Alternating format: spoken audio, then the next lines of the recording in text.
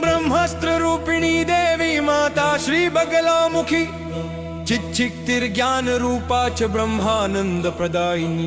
ओम महाविद्या महालक्ष्मी श्रीमत्त्रिपुर सुंदरी भुवनेशी जगन्माता पार्वती सर्वमंगला।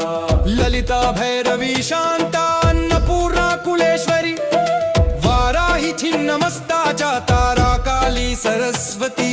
जगत पूज्या महामाया कामेशी भगमालिनी। दक्षपुत्री शिवंकस्था शिवरूपा शिवप्रिया सर्वसंपत्करी देवी सर्वलोकवशंकरी। वेद विद्या महापूज्या भक्ताद्वेषी भयंकरी। स्तंभरूपा स्तंभिनी च दुष्ट स्तंभनकारिणी।